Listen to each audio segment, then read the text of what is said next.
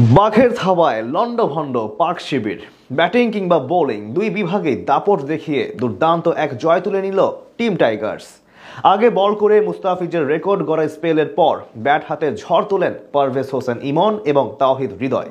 বিপরীতে মাথা তুলে দাঁড়াতেই পারেনি সফরকারী পাকিস্তান।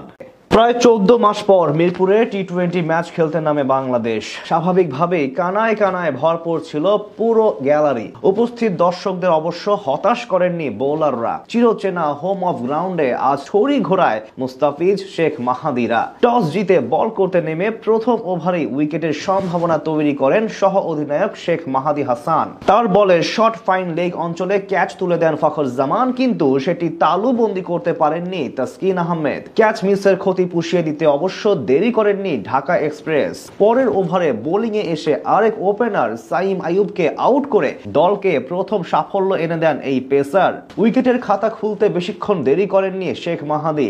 নিজের স্পেলের দ্বিতীয় ওভার করতে এসে 3 বাউন্ডারি হজম করলেও ডিপ মিড উইকেটে মোহাম্মদ হারিসকে ক্যাচে পরিণত করেন তিনি। পঞ্চম ওভারে বল করতে আসেন তানজিম হাসান সাকিব। তার করা প্রথম বলে ডাবল নিলেও পরের 4 বল চোখেই দেখেননি সালমান আলী আগা। পরে শেষ ডেলিভারিতে হজবরল পাকিয়ে চিকি শট খেলতে গিয়ে লিটনের হাতে ক্যাচ দেন তিনি। পাওয়ার প্লেতে মোট 4 উইকেট নেয় বাংলাদেশ। মাঝে রান আউট হয়ে সাজ ঘরে ফেরেন মোহাম্মদ নওয়াজ। তবে এক প্রান্ত